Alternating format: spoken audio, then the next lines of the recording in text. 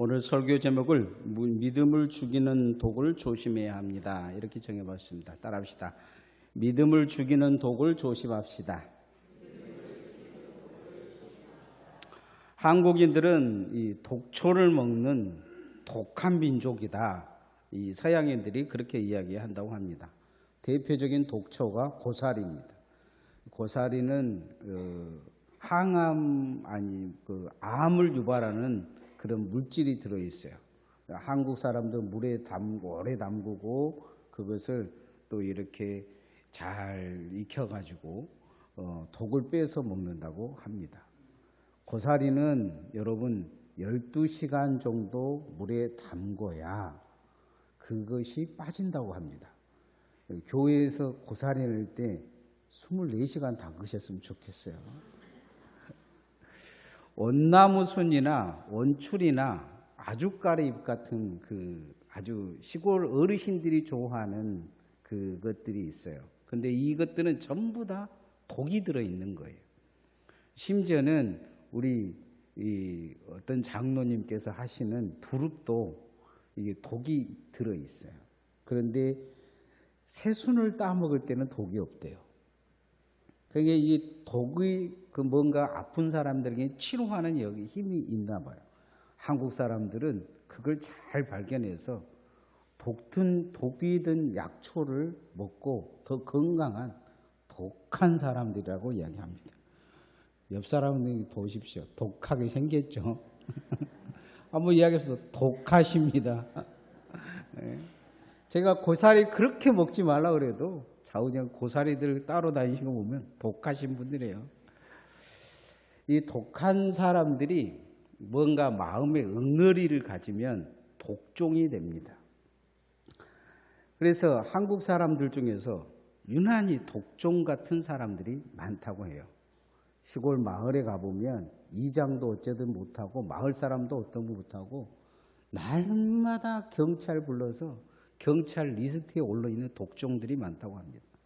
이 독종들도 죽는 그런 음식이 있어요. 뭐냐면 독버섯입니다.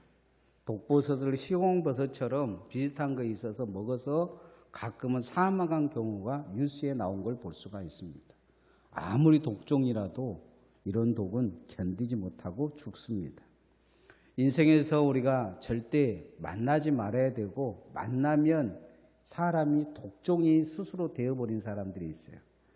독종인 사람을 만나서 같이 살고 부딪히고 싸우면 그 사람도 독종이 되어집니다. 그래서 바울 사도는 이 독종 같은 사람들을 조심하라 이야기하고 있습니다. 우리가 신앙생활하고 또 그렇게 세상 생활을 하면서 이 독종 같은 사람들을 멀리해야 합니다.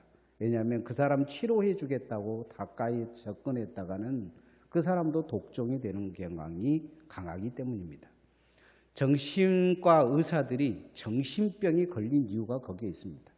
정신병을 치료하다 보면 자기가 정신병자인지 아닌지 나중에 어느 경계선에서 무너져 버린다고 해요. 독종인 사람들과 신앙생활을 하다 보면 신앙생활도 독종이 됩니다.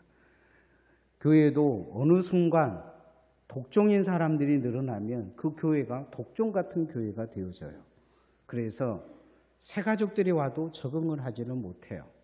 좋은 목회자를 넣어도 1년을 버티지 못하고 목회자가 목회지를 그만두든지 움직이는 것을 볼 수가 있습니다. 저는 주변에 어떤 목사님을 보면서 참 안타까운 마음이 있어요. 그분을 처음 만났을 때는 정말 남도 잘 섬기고 말도 부드럽게 하고 인격이 좋은 분이었어요. 그런데 어느 날부터 교회를 몇 군데 옮기고 지금 그분을 만나면 독종도 그런 독종이 없어요. 가까이 사람들이 하려고 하질 않아요. 입에서 나오는 말은 험한 말이 나오고 있어요. 그리고 누군가를 칭찬하는 말은 한마디도 없고 주변에 있는 모든 사람들, 모든 목사를 욕하는 독종이 되어버린 걸 볼 수가 있어요. 벌써 남도 죽이고 나도 죽고 교회도 죽일 수 있는 사람으로 바뀌어버린 거예요. 사단은 우리를 이런 독종으로 만들려고 합니다. 왜냐하면 자신이 하나님의 위에 서려고 애를 쓰고 하나님을 배반하는 자가 돼서 지옥 갈 독종이 되어버렸기 때문이에요. 그래서 아담을 찾아가서 그를 하나님이 미워하는 독종으로 만들어 놓습니다. 오늘날 우리에게도 사단은 찾아와서 독종 만들려고 애를 씁니다.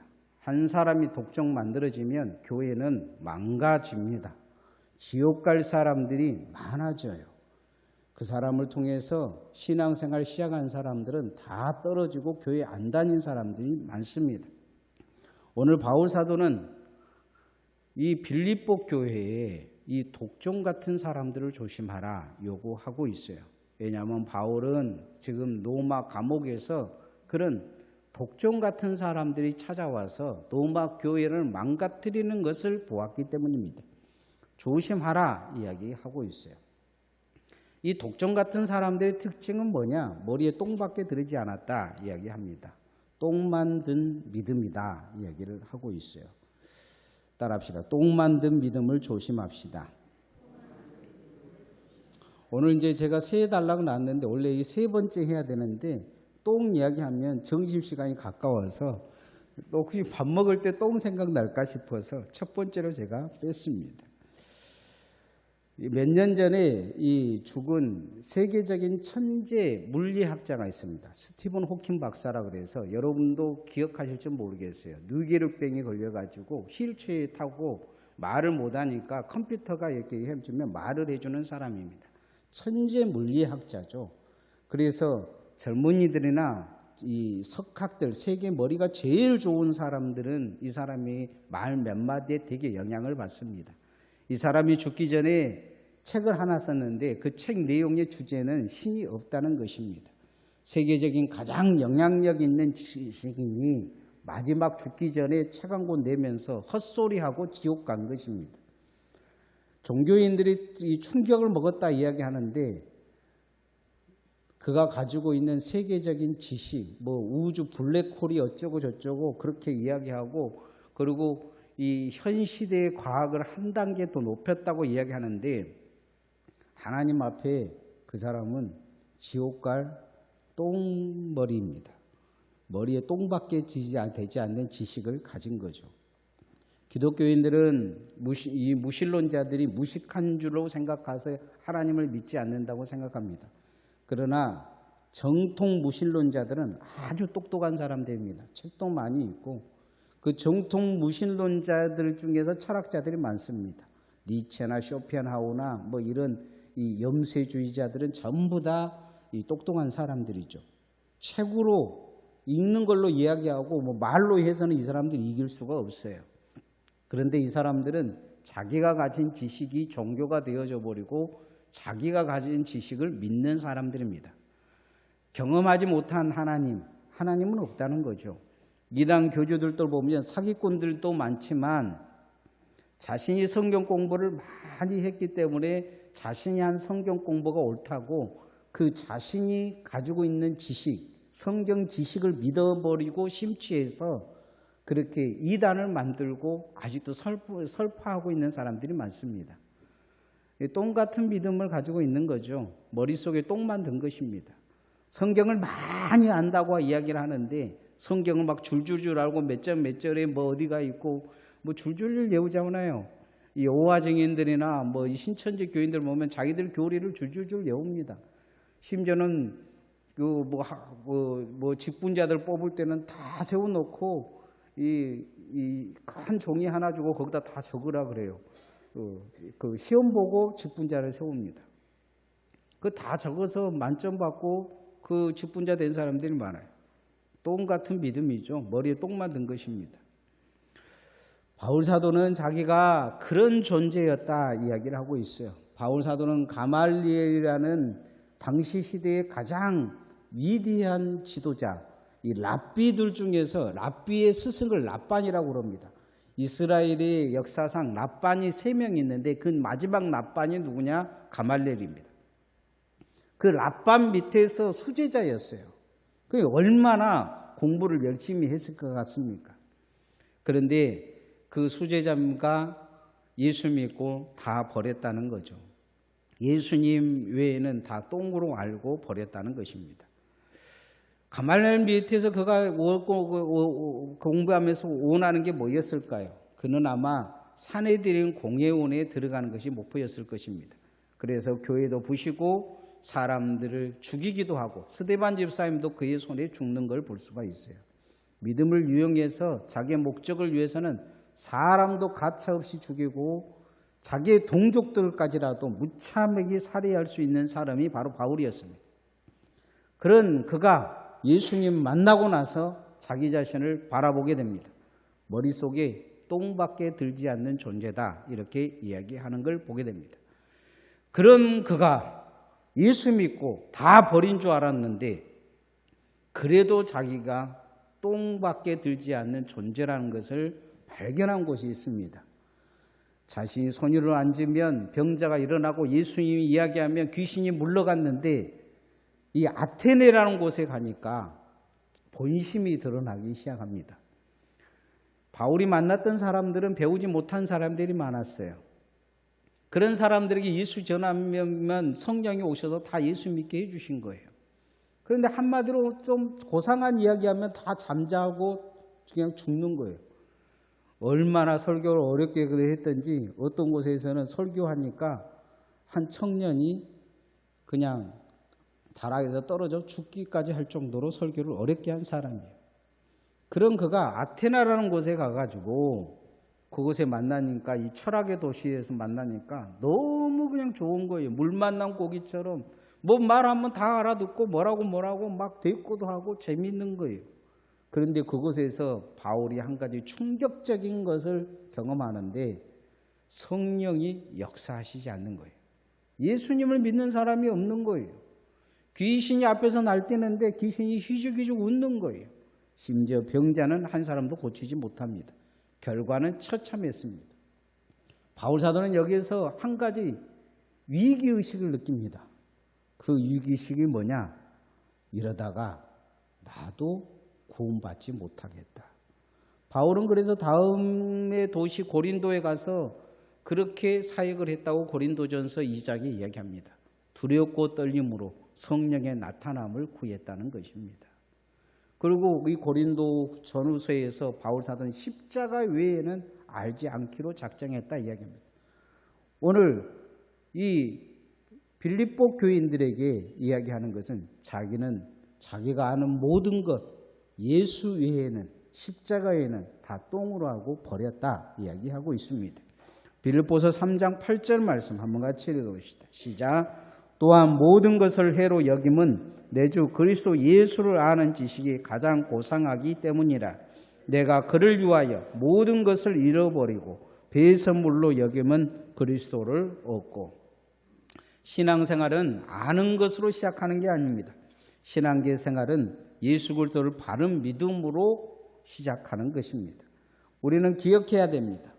우리가 가진 믿음이 똥 같은 믿음이 되지 않기 위해서 주님의 말씀이 내 안에서 이루어져야 될 줄 믿습니다. 주님은 늘 하시는 말씀이 있었어요. 그건 뭐냐면 낮아지라는 말씀입니다. 낮아지고 섬기라는 거예요. 어떻게 섬기냐? 복음으로 섬기고 기도로 섬기고 그리고 형제를 나보다 더 낫게 생기고 섬기라는 것이죠. 그런데 똑똑한 믿음은 그렇지 않아요. 똑똑한 믿음은 남을 업신여기고 남을 부족하게 여기고 자신을 똑똑히 여기는 거예요. 이런 믿음은 자신도 더럽게 할 뿐만 아니고 남도 더럽게 만들어요. 똥이라는 것은 묻으면 자기만 묻는 게 아니에요. 옷에 묻히고 돌아다니다 보면 사람 붐비는데 다른 사람도 묻히게 돼 있어요. 이런 믿음을 만나면 더러운 말이 입에 나와요. 욕이 나와요. 함께 기뻐할 수 없어요. 찬송할 수 없어요. 감사할 수 없어요. 여러분 똥 받고 감사합니다 말하신 분 본 적 있습니까? 여러분 찬양하다 똥 밟으면 찬양이 땀 멈출 것입니다. 우리가 머릿속에 똥 같은 믿음이 들어있으면 안 됩니다. 우리의 삶이 그런 믿음으로 발전해서는 안 됩니다. 사도 바울처럼 우리가 우리 자신 안에 있는 그런 부족한 모습을 알고 더 낮아지고 겸손히 주님을 잘 섬길 수 있기를 소원합니다. 그러게 교회를 섬겨야 될 것입니다. 예수님이 기뻐하지 않는 모든 것은 다 버리고 바꾸어야 할 줄 믿습니다. 그러게 주님이 기뻐하시는 성도들 되어지기를 소원합니다. 두 번째로 바울사도는 꼴불견 같은 믿음을 조심하라 이야기합니다. 따라합시다. 꼴불견 같은 믿음을 조심합시다. 신앙생활 하다 보면 참 꼴불견 같은 믿음이 있어요. 기도한다고 교회 와서 기도 안 하는 남 괴롭히고, 예배한다고 남 괴롭히고, 봉사한다고 남 괴롭히는 꼴불견들이 되게 많아요. 요즘 제가 논정교회라는 교회의 사택이 낡아서 젊은 목사님들과 함께 그곳을 수리하고 있어요. 이런 소식을 어떤 목사님이 이제 자기 교회 장로님한테 이야기했는가 봐요. 그러니까 장로님이 그런 이야기를 하셨어요. 살다가 이런 아름다운 소식을 듣기는 정말 힘든데 정말 좋은 소식입니다 하더란 거죠. 장로님이 감동받은 모습을 보고 목사님이 그렇게 얘기했대요. 그런데 돈이 많이 부족합니다 했더니 살다가 제가 이런 말 실수를 하기도 하네요 하더라는 거죠. 장로님 농담으로 한 말이지만 제가 그 말씀하시면서 막 웃으면서 그 웃는 목사님들을 보면서 가만히 관찰을 해봤어요. 그곳에 몇 억짜리 좋은 차 타고 오신 분이 없어요. 노예 안에도 보면 좋은 차 타고 다니면서 미자리 교회들 목사님들 앞에서 뽐내는 목사들도 가끔은 있어요. 좋은 옷, 명품 옷 입고 와가지고 얼마 주고 샀다고 말하신 분이 없어요. 명품 시계 차고 온 사람도 없고 뭔가 내가 잘 산다고 공부만 했다고 폼 잡은 사람도 없어요. 한 가지 특징은 교회에서 존경받고 그리고 그 일을 하면서 투정한 사람도 없다는 거죠. 모두 다 교회에서 평안하고 자기 교회에서 사랑받고 열심히 일하는 목회자들인 거예요. 주님 앞에 섰을 때 제가 보기에는 참 부끄러움이 없는 목회자들이라는 생각이 들었어요. 제가 그 교회 당회장이기 때문에 목사님이 살 수 있도록 지금 그곳을 수리하고 있어요. 한 1,100만 원 정도 지금 재료비가 들어가는데 주변에 있는 분들이 와서 그런 이야기를 해요. 한 4천만 원 정도 이제 목사님들 안 하면 업자기면 4, 5천 원 줘야 될 거라고 이야기를 해요. 우리 김성도 집사님도 시간 내서 도와주고 계시는데 실은 이게 돈으로 할 수 있는 일이 아니에요. 감사한 것은 이분들이 봉사를 하면서 누구 하나 불평을 하지 않는 거예요. 제가 되게 걱정을 했어요. 무슨 걱정을 했냐면 목사님들이 똑똑하잖아요. 회의하면 잘 결론이 나지도 않을 때가 많아요. 근데 이 일도 잘한다 저 일도 잘한다 하면서 서로 싸울까 싶어서 그런데 그러지 않는 거예요. 서로 돕고 잘한다 제가 보기에 못 하나 잘못 봐가도 잘했다 다들 그러더라고요. 그러면서 지금 한 4일 일했는데 뚝딱 새 집을 만들어 놓고 있어요.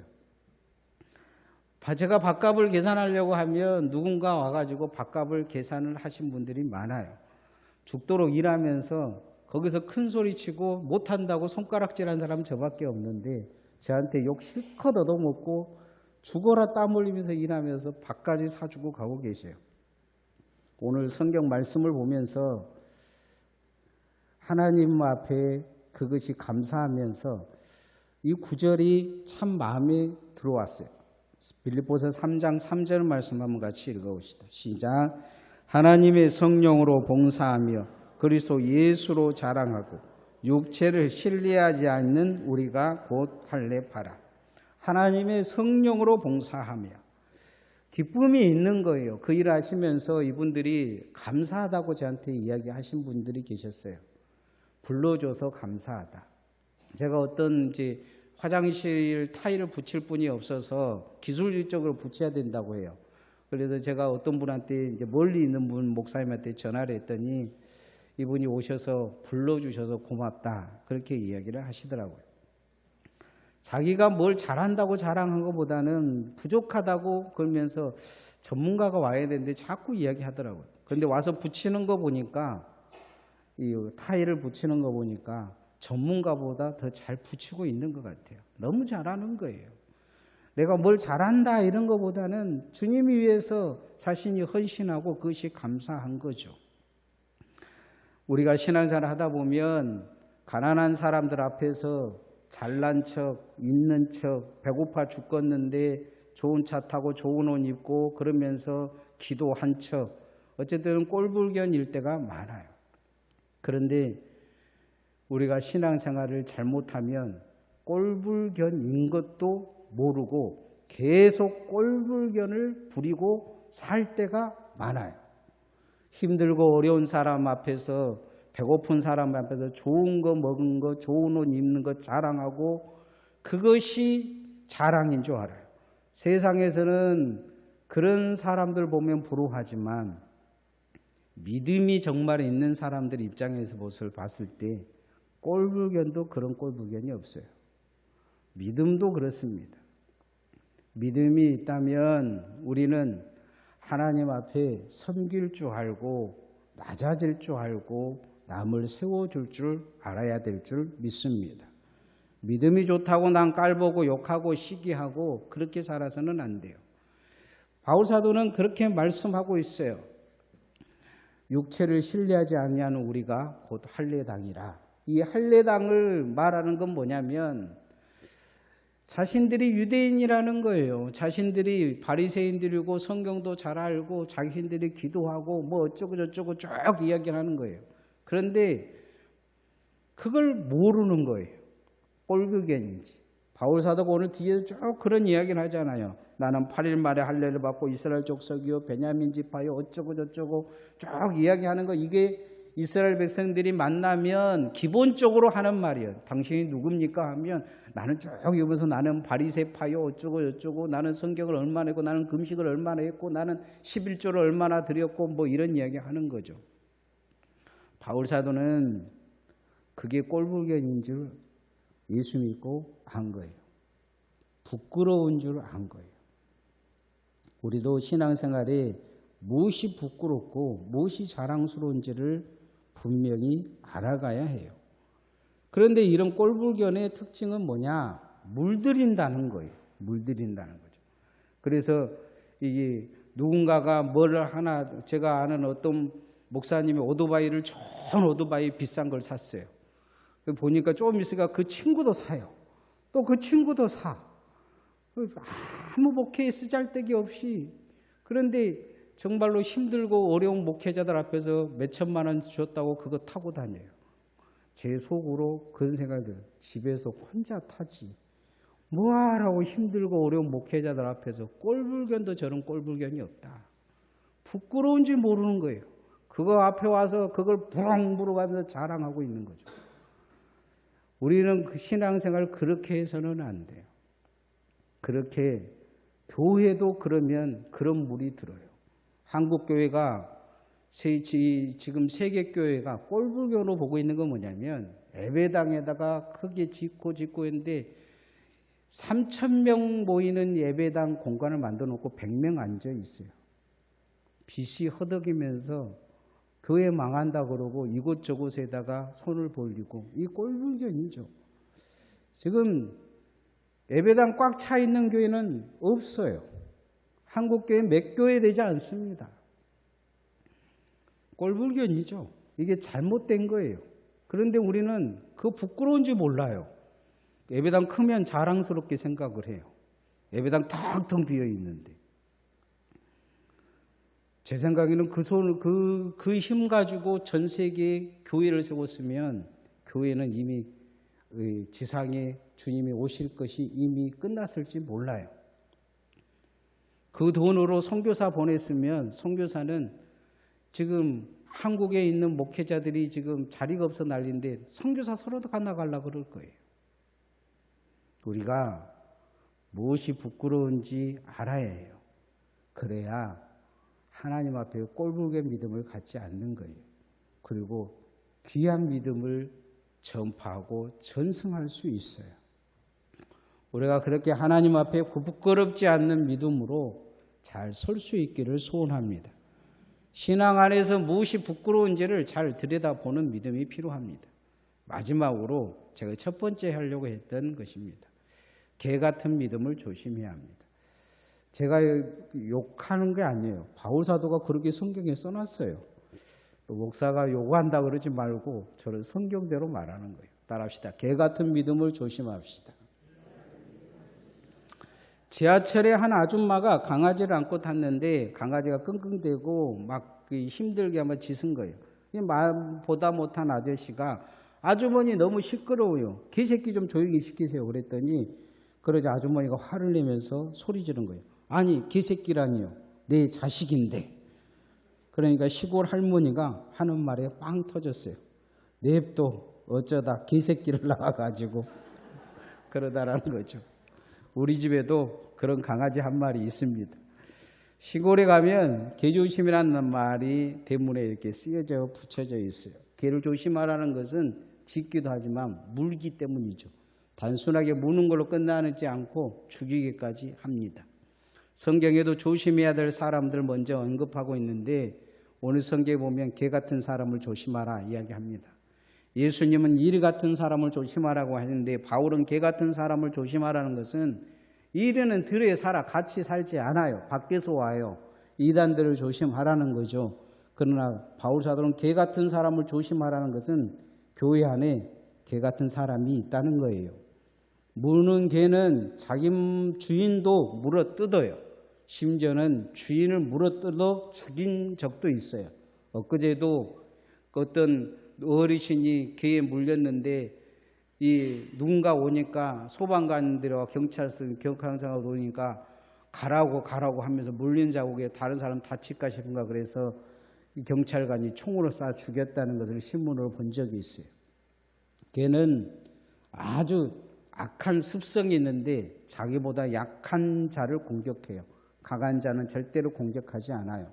개장수가 개한테 물렸다는 소리 들어보셨습니까? 개는 강한 자 앞에서 굴복하고 약한 자는 반드시 공격합니다. 개는 먹을 것을 주면 꼬리 흔들고 먹을 것을 주지 아니하면 공격해요. 바울은 교회 안에서 그런 자들을 많이 봤기 때문에 조심하라는 거죠. 명예 때문에, 직분 때문에, 돈 때문에 자기 마음에 들지 않으면 교회고 뭐고 성도고 뭐고 목회자고 뭐고 물어뜯어 제끼는 거죠. 주변 사람들이 신앙을 망치고 그 사람한테 물려뜯어져서 신앙을 버린 사람들이 많기 때문입니다. 빌립보서 3장 2절 말씀 한번 같이 읽어봅시다. 시작. 개들을 삼가고 행악할 자들을 삼가라고 몸을 상해한 일을 삼가라. 바울은 남의 신앙을 물어뜯고 죽이는 이 개 같은 신앙을 조심하라 말씀하고 있습니다. 개 같은 신앙은 사단이 좋아하는 신앙이에요. 제가 지금 농정교회에 그렇게 돕고 있는 것은 교회인들이 이 사례비를 줄 수 없을 정도로 교회가 약해져 버렸기 때문입니다. 그런데 교인은 한 15명 정도 돼요. 교회를 그런데 자기들끼리 회의를 해가지고 교회를 폐쇄하려고 결정을 했어요. 제가 가니까 그 이야기를 해서 제가 안 된다고 했어요. 그리고 지금 부임한 이제 새로운 목사님이 오셨는데 이 목사님은 이제 제가 노예 사무실에 회의하러 갔는데 그 목회를 이제 그만두려고 이제 사표를 쓰고 트럭을 하나 사가지고 왔더라고요. 목회 그만하려고. 저번에 제가 없을 때 헌신 예배 강사로 오셨던 목사님이에요. 참 좋으신 목사님이에요. 그런데 전에 있는 교회에서 누군가에게 되게 물린 것 같아요. 이분은 제가 하고 친한 분이 아니에요. 잘 알지 못해요. 그냥 그 노예에서 몇 번 봤을 뿐이에요. 근데 노예 사무실에 제가 갔는데 목회를 그만두려고 하는구나를 제가 태도에서 금방 알 수가 있었어요. 그래서 제가 이제 노예 이야기해서 제가 이 교회 당회장을 해야 되겠다. 왜냐하면 교회도 그렇고 목회자도 그렇고 해서 좌우제가 교회 막으려고 하는 이 교회 이제 교인들 설득하고 목회 안 하려고 하는 목사님 설득해서 지금 교회를 살려보려고 애를 쓰고 있어요. 목사님도 살리고 교회도 살리는 길이 보여서 그런 거죠. 그런데 이제 일단은 교회도 수리를 하고 사택도 수리를 해야 살릴 것 같아서 지금 돈을 들여서 하고 있는 거예요. 이 몸이 갑자기 일도 안 한 사람이 한 일주일이라 되니까 몸이 천근만근 같아요. 새벽 예배 일어나면 힘들어요. 새벽 예배 끝나자마자 목양실에 가서 엎어져 자요. 지금 노가대 아니 지금 노가대를 하고 있어요. 그런데 이 교인 그 논종교회도 외부에서 어떤 장로님이란 분이 와가지고 정말로 그 교회를 힘들게 하고 교인들을 힘들게 했어요. 그러니까 교인들이 다 떠나가고 교회를 없애보려고 한 거예요. 그 사람 다시 올까 싶어가지고. 신앙을 우리가 하면서 정말 만나지 말아야 할 독종들이 있어요. 남 물어뜯고 교회를 물어뜯고 교회를 흩는 이 독종들이에요. 이런 분들을 만나면 신앙생활을 버려버린 평신도들이 되게 많아요. 목사님들 같은 경우는 목회를 안 한 분들도 많습니다. 우리가 차라리 내가 신앙생활을 하지 말지 교회를 망가뜨리고 남의 신앙을 꺾은다면 그 같은 큰 죄가 없을 것입니다. 예수님은 차라리 연자맷돌을 메고 차라리 죽으라 말씀하고 있는 걸 볼 수가 있어요. 그래서 우리는 개 같은 신앙을 만나지 않은 것도 중요하지만 내가 그런 사람 되지 않는 것이 중요해요. 왜냐하면 그런 사람들은 자기가 개 같은 신앙이라고 절대로 생각 안 해요. 자신들이 옳은 일을 하고 있다고 생각합니다. 교회를 살리고 있다고 생각해요. 우리 주변에 지금 우리 시찰 안에 2개의 교회가 있는데 이 2개의 교회도 그런 사람들 때문에 교회가 지금 망가질 대로 망가지고 있어요. 근데 문제는 뭐냐면 그런 사람들 옆에서 배워서 똑같이 그렇게 생각하고 그런 행동을 하는 사람이 집단을 이루고 있다는 거예요. 이게 문제인 거죠. 제가 이 설교를 준비하면서 우리 노예 몇몇 교회에 가서 이 설교를 하면 사표 내야 될 것이다 하는 생각이 들었어요. 그래도 우리 교회는 제가 이 설교를 해도 개 같은 신앙은 없어서 다행이에요. 왜냐하면 집에 가서 목사님이 나의 설교하면서 울고 불고 다음 주에 교회를 온다 안 온다 그럴 사람은 없어요. 여러분이 찾아봐도 그 정도로 심각한 교인은 없어요. 우리 교회에. 그게 참 감사해요. 뭐 그런 사람 하나 있으면 오늘 제가 이 설교 안 할 거예요. 정말로 우리가 신앙생활 조심해야 될 것은 이 믿음을 죽이는 독이 있어요. 독이. 근데 이 독이 있는 사람도 조심해야 되지만 내가 그 독을 품는 사람이 되지 않는 것이 더 중요해요.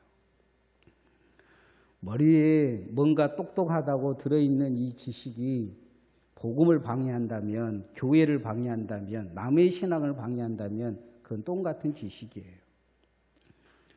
뭔가 내가 잘났다고 뽐내고 그걸 통해 남이 좀 움츠러든다면 나는 돈이 없는데, 나는 배운 것이 없는데, 나는 믿음이 없는데 하고 누군가 움츠러들기 시작한다면 그 사람은 지금 꼴불견 믿음으로 성장하고 있는 거예요.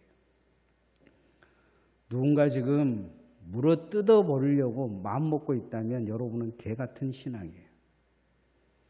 우리 이거 조심해야 돼요. 이게 교회를 망가뜨릴 뿐 말고 주님을 방해하기 때문입니다. 여러분, 세상이 어두워지고 있습니다. 그리고 신앙의 기준이 사라져가고 있어요. 그런데 이런 신앙을 가지고 있는 사람들이 믿음 좋다고 해요. 교회에서 큰 소리 치고 있어요. 믿음 노예에서도 마찬가지예요. 그러나 주님 앞에 서면 이 사람들이 영혼을 죽이는 자들이요, 이 사람들이 교회를 망치는 자들이라고 책망받게 될 것입니다. 우리는 좋은 신앙 가져야 되지만 그보다도 먼저 경계해야 될 믿음이 바로 이런 믿음입니다. 주님 앞에 섰을 때 부끄러움이 없는 믿음으로 설 수 있기를 소원합니다.